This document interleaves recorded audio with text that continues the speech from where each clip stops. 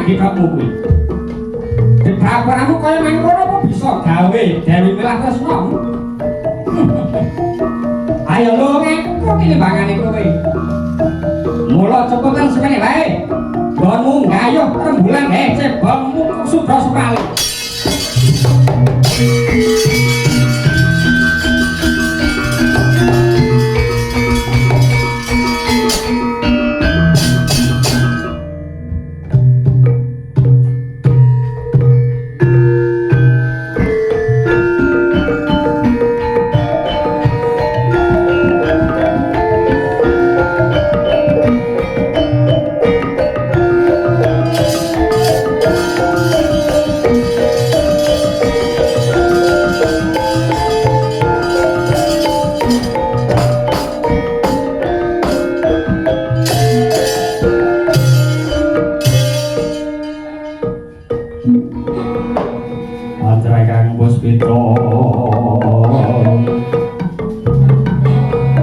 Kasiring samiron nomre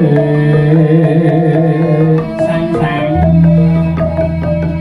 wong tresna mono kudu ngelingi kahanan kang bijaksana apa maneh sliramu kuwi bocah dosa ado ratu cedhak watu mbok aja banget piloro marang rasamu ngger kok ibu apa dosa marang manungsa iku darbe rasa tresna Ibu, apa tresna iku kudu dirasake tumrap manungsa kang padha bejaki. Anet puruning para luhur tresna iku rasa suci kang tuwuh saka Yang Maha Suci. Ya pancen bener. Aturmu kuwi bener nanging durung bener. Tumrape manungsa kaya sira lawan biyungmu iki. Dadi tresna, rasa gambeng rasa kuwi luput Ibu. Rama dewaning sun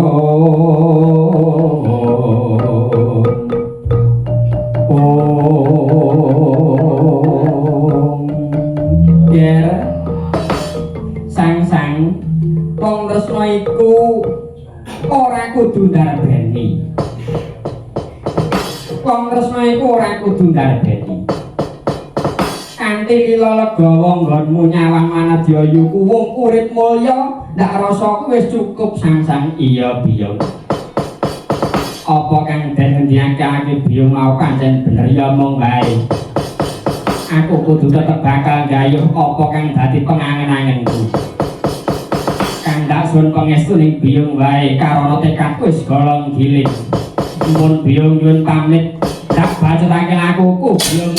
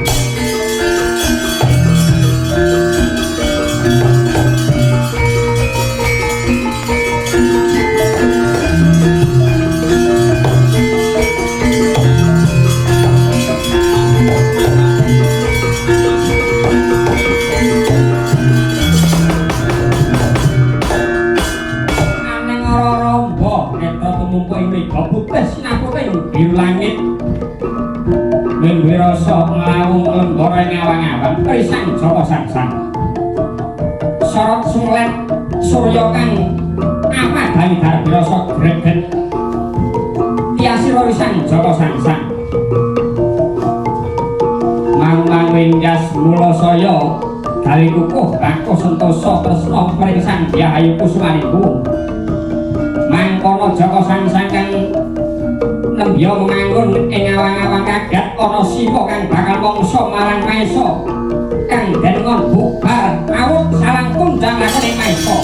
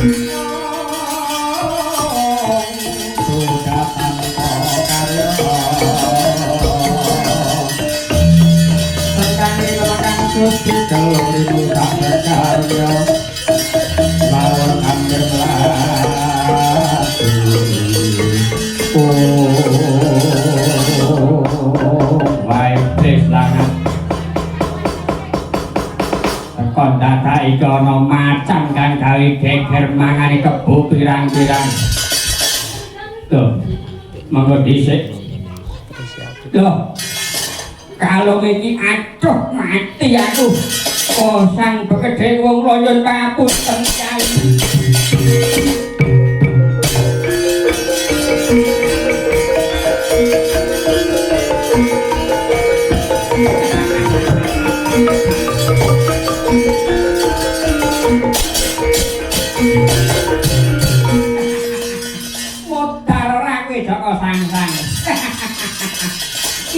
cemplung wuwu pola kaya apa mesti bakal kejilet kowe. Kuntul tau nekke dandang-dandang tak kuntul.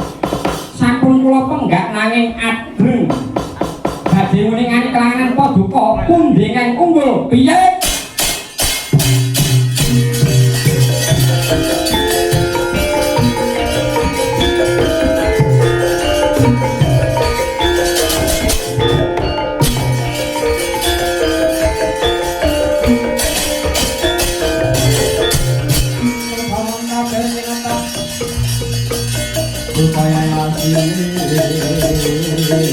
Sapa pangaringa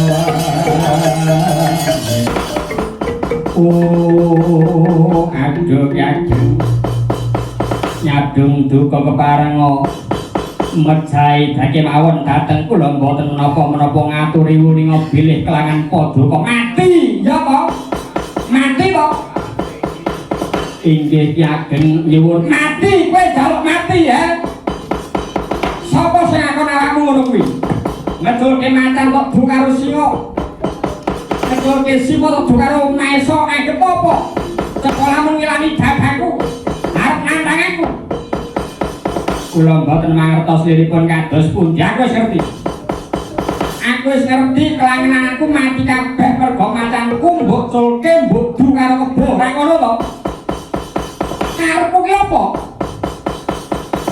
aduh kula mboten mangertos sekedap menika klentu penampi Ki Ageng ora aku wis ngrungake atur nggono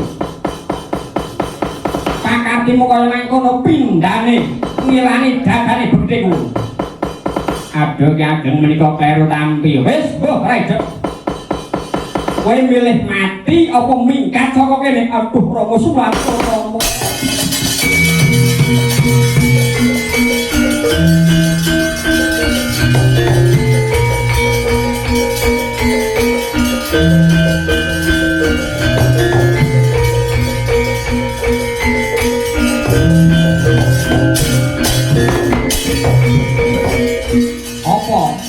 susah dadak melu-melu wong adon kowe.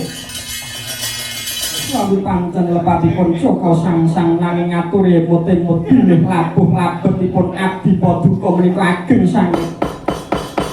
Karo manggenipun junjung derajat paduka saha ngrumat kelangenan paduka sampun ngataun-taun.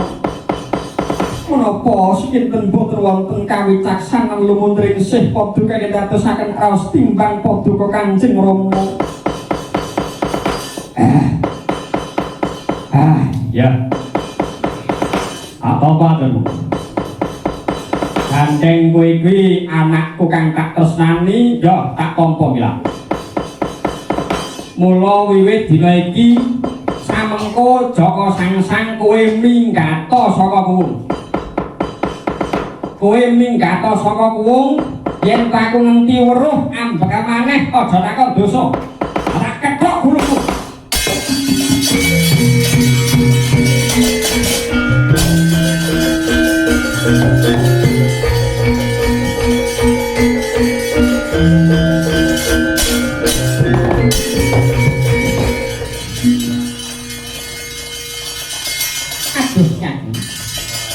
kula aturi sareh saking sawetawis aturi sareh pancen Sangsang menika lare ingkang murang tata krama tebih saking Subasita tur mengladuk buku kersanipun priyangga menika Sangsang janipun sae prayu paduka kawau ngatrapi pidana pejahan angin awit saking raos kulasasipun ingkang Putri Dewi Wilah ingkang nyata suwis nggih sampun sae menawi Sangsang dipun bucal saking kuwung menika kowe iki sampeyan apa ora nyuwun pangapunten Nyageng nyuwun sewu lajeng sinten ingkang kepareng gentosi Sangsang samangke kinten-kinten ingkang pareng gentosi menika sinten menapa kula menapa kados pundi ngiras patos ngawat-awati kulung metuning kadukuan kuwung sarengan ngawat-awati digondelan maneh paduka piye apa sing mbok karepke nyuwun sewu menika raja kalakan paduka bondo kowe iki sampe ikat apa ora sira iki dadi kaluputan ngerti engkangku dilepat kula Kyang sedaya pakaryan kula sampun kula ayahi kanthi leres boten wonten ingkang lepat Nyageng luputmu ngerti lamun to Sangsang luput kok malah mung meneng bae apa rumangsang wis bener ning durung bener mula becik aku ora menu pidana pati marang kowe ning becik kok ya padha wae mangkono malah kok tak ngatotake dosane wektu iki kowe uga minggato saka kuwung ngene timbang nyepet mripat dicepet jerampah minggato ora minggat tak biaran gambar pecah dah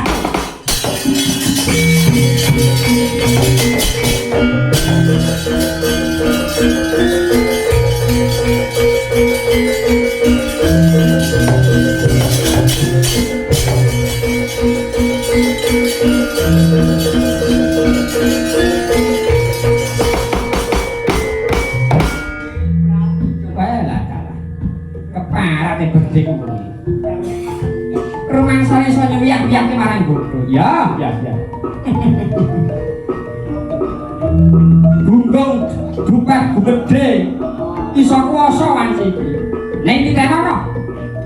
Kuwung bakal nggo susang bae balik.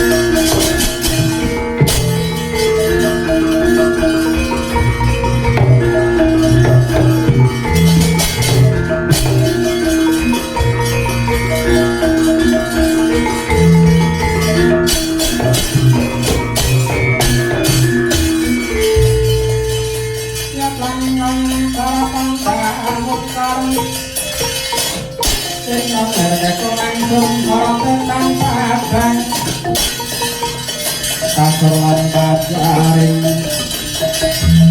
ora mengko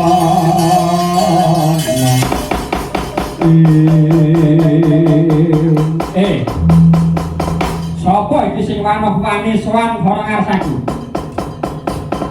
Aduh Ki Ageng Maha Luhur ngaturaken sembah bekti kula Ki Ageng. Ya wis tak tampa. Aja kesungguh yen ingsun tambuh ning pancen dasare durung weruh. Kowe kuwi sapa? Lan pawongan saka endi? Nyuwun sewu ndek tepang Ki Ageng. Kula menika lare kleyang kabur kangenan ingkang duk rikala semanten. Kula menika abdinipun saking Ki Ageng Kuwung. Nami kula pun Jaka Nggoto. Kowe bawan saka Kuwung, puniki kula saking Mbah Mungsuh iki.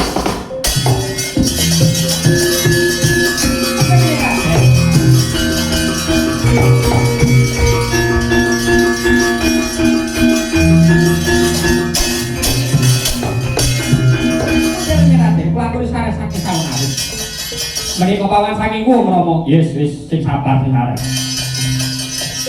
Nuwun pangapunten. Ki Ageng Paduka kaliyan Raden Surangga Suranggi nuwun pangapunten. Menika tartamtu andamelaken kaget sotaninggalih Paduka Saklara.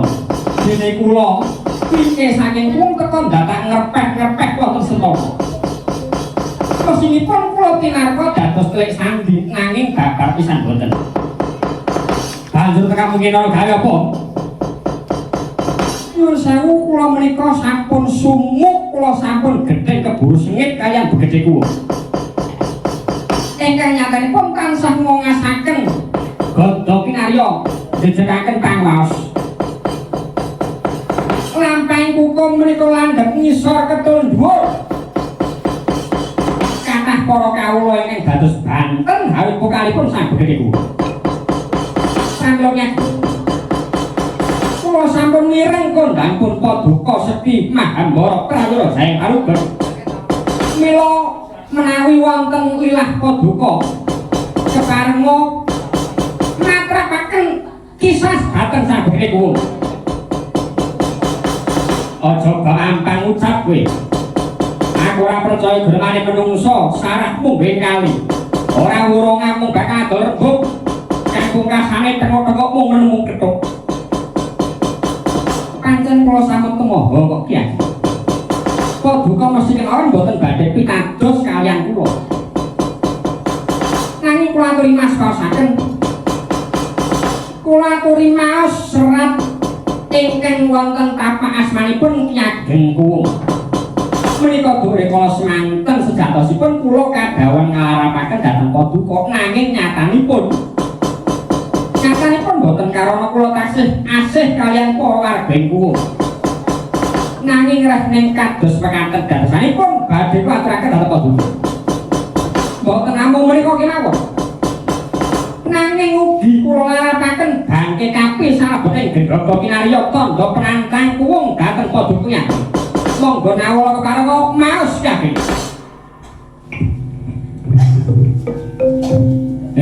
Satya wong santana murang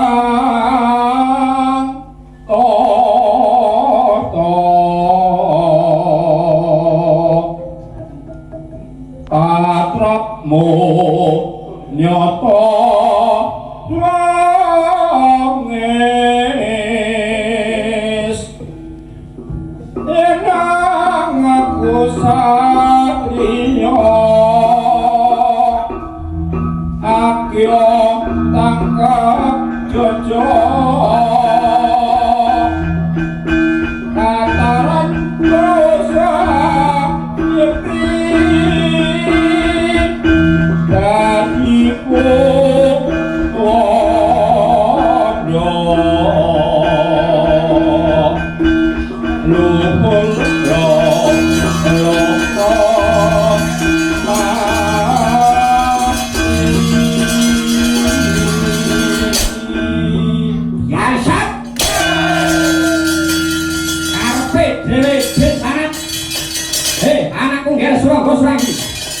Wonten dawuh Rama, ora susah dadak gantalan dina. Dina iki rancap panah geni obong padukan Kuwung sedhi ngestaken dawuh. Kowe wong Kuwung arep kaklepetan dosa kaya ora. Yen ora kowe enggal minggato drekno kulawan samu kon lunga saka kuwung.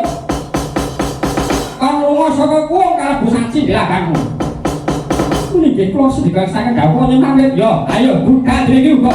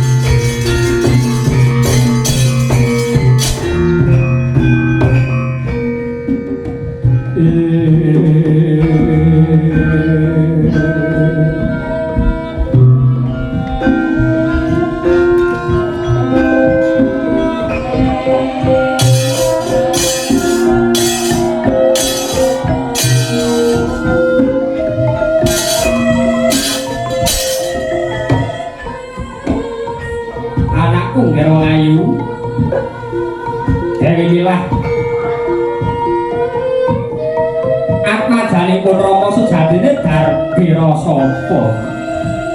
Apa kang dadi gembolaning rasamu? Kok sajak suntruk ora kamu jekundruk asmamu? Sasate mega mendung anang peki keputren Kulungger. Yen ta ana apa-apa matur marang Rama, pun Bapak bakal bisa mudhari eroning batinmu nggih. Umpami kula kabar boten badhe dumugi Padha. Kawit ingkang kula raosaken jatosipun namung sadhuwuring karaka boten saged dumugi bocah ingkang jam. Menapa ingkang saged kula kinajengaken Rama? Osita, aja bukan kanthi sanepan. Bloko wae. Bloko marang pun Rama nggih. Badhe ngatus menapa kemawon. Wong sampun kelampahan pupuh sing araos tresna ingkang kapengkak karana kapatrapan kaukupan kang namung ngedaken araos priyangga Noranwati kanthi permati nyata ora suwe bakal nekake memala tumrap para warga. Monggo dhisik to. Rungokno pangendikanipun Rama kula ingkang sowan sinuwun.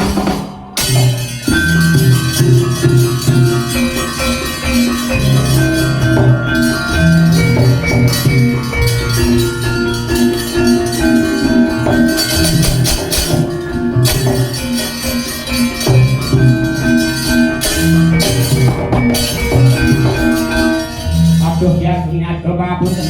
Kula sepuluh atur wonten keputren. ana apa ada keliwasan samangke kadukuanku wong kinempung wakul binaya mangat sebyo ngobong bubarakan peken sedaya sakeping prajurit gegaman yuda kang nyata nantang perang mereka di patenku sapa kang ngajak mati perang datang layang ngarapake nawa perang dhisik inggih menika pun Begede Sentana dalah sak anakipun inggih menika Surangga Suraki Biyangsaten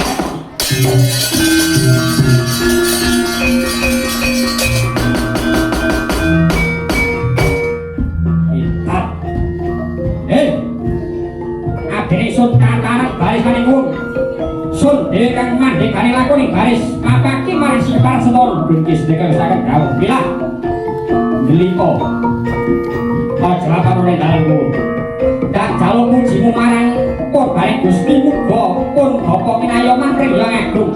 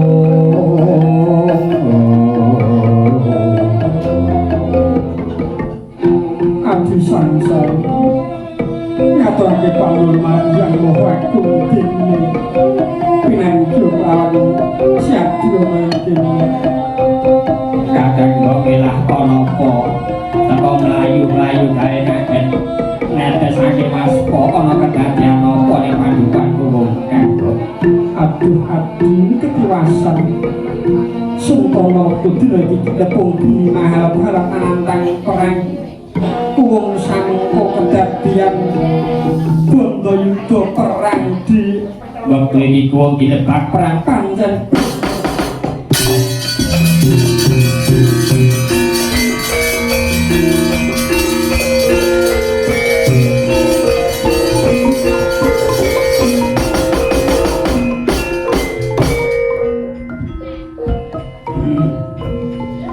Kanjeng Rama begede wong kepiye mila? aku ora nyumurung pinanging pangrasaku mesti wae bakal kasor ngayuda yani lunga rasamu kondur marang kuwung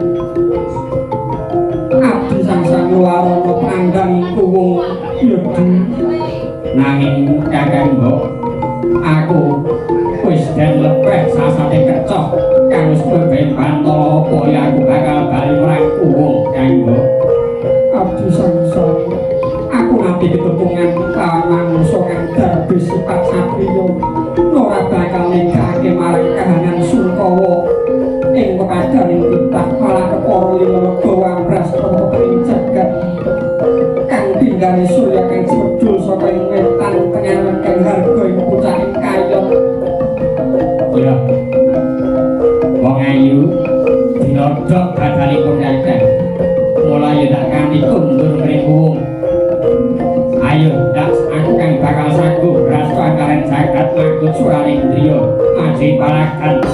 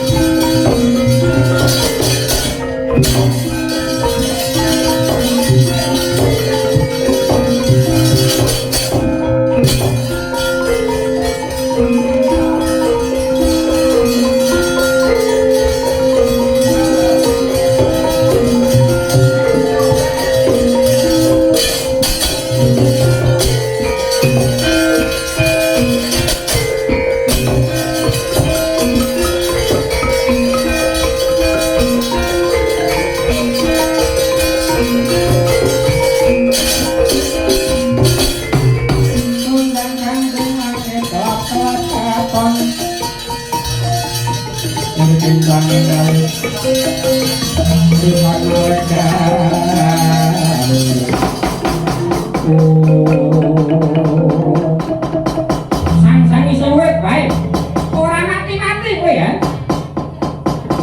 Kene kaya ana kene. Apa ora ngerti lamun to kuwung kobar dening Sentana.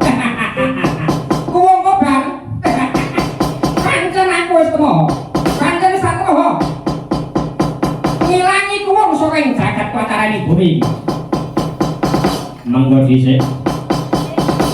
dadi kabeh iki pakartimu pancen nyata mengkon mula reh ning padha nyuripi kahanan sang mulya amung kari jeneng Dewi Mirah dadi bojoku Aja langap-langap patem ucap. Joko Nggodo wani nyenggol gepok kulite Dewi Mirah kelakon ilang gelung. Aku kang bakal ngisas lawan pakartikan jejembar iki mau. Nyata sapa sing bakal dadi pakan gagak bakene Ing kene marganing patimu kowe ora ngerti marang kribaning Joko Nggodo asal kaya simo kang ampune ning alas bunker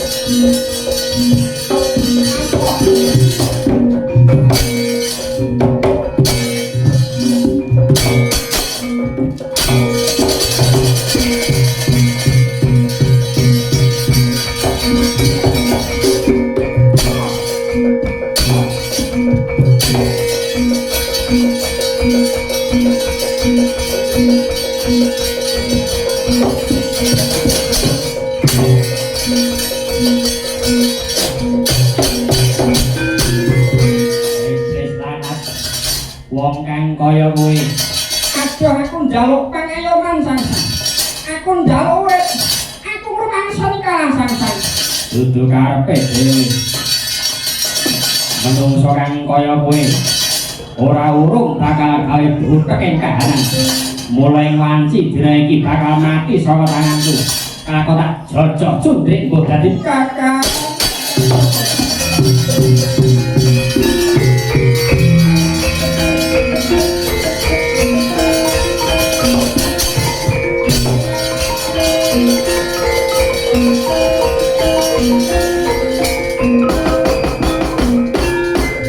Kakang Sangsang aja bacotake kanthi bakal midono marang Jaka Gudung. Mundak ngregeti tanganmu. Mula kang saka kuwi kowe ora nang midono ya mung Kanjeng Rama begedhe wong kang bakal midono. kakang mbok milah iki nggoto kang gawe rusahe nuwung silakane warga apa kakang mbok ora kelingan Kakang kuwi dudu wenangmu kang paling paling pimpau kuman. Nanging Kanjeng Rama dhewe begedhe wong kang bakal paring midono. Mula kang saka iku waktu dina iki gal rangkat tenggae Jaka Gudung atur marang Kanjeng Rama. ya yen pancen ngono Jaka Gudung bakal tak rangket tak larapake mraiku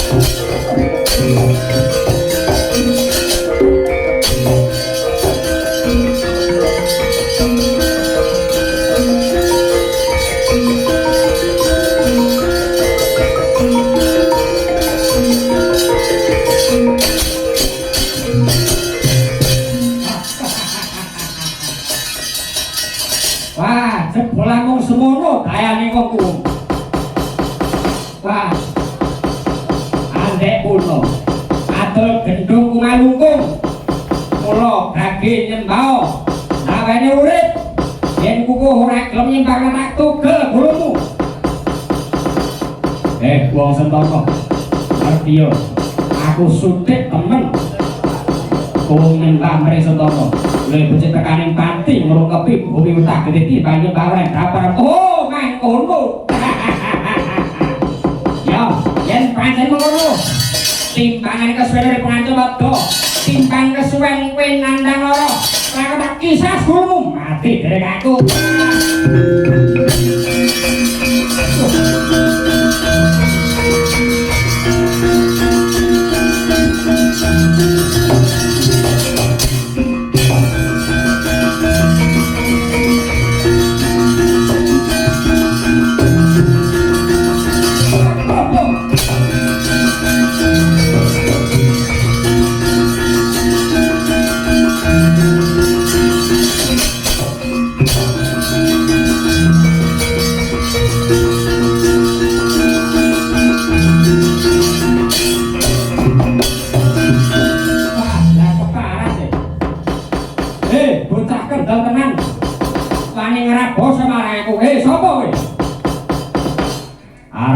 Joko.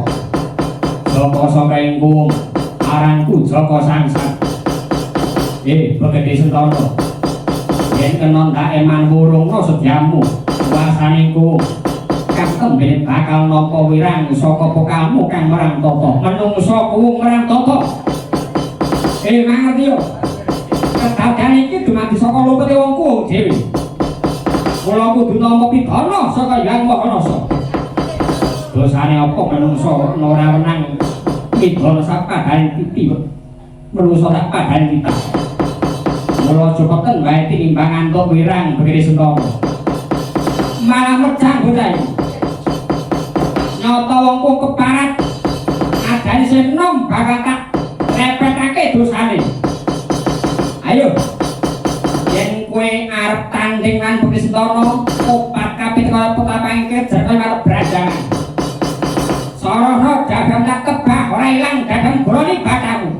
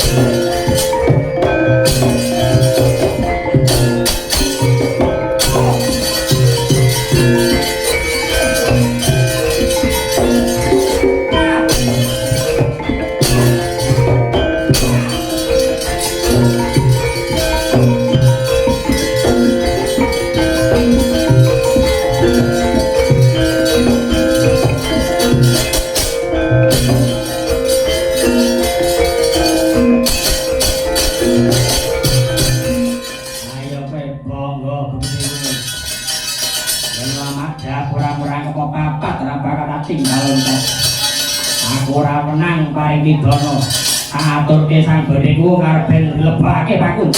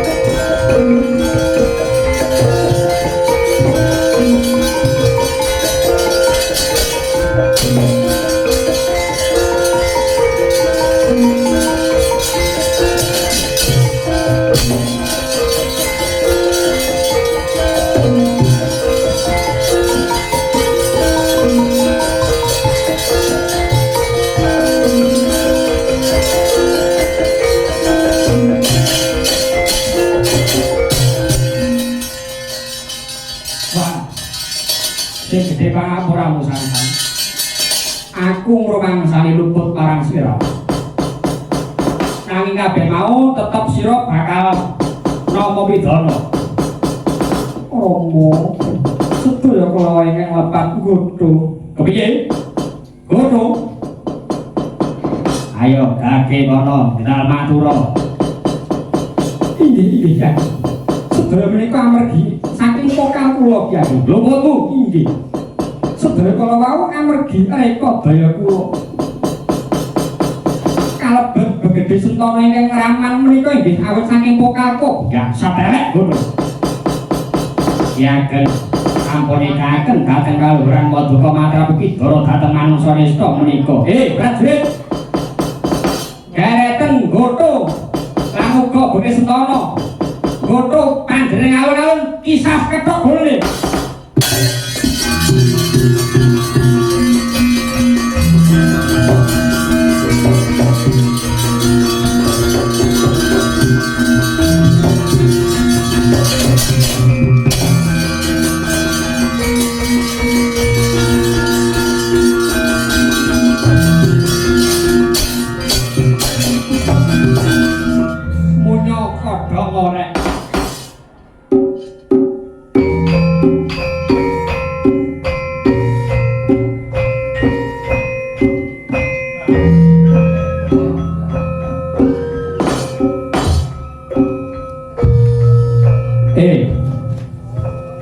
Sang-sang kelawan milah pun bapa sejatine nyumurupi sira saklara iku padha dadi rasa tresna kang padha mula pangestunipun bapa kelawan sira saklarane nyawiji dadi tresna kang suci. Sang-sang kelawan milah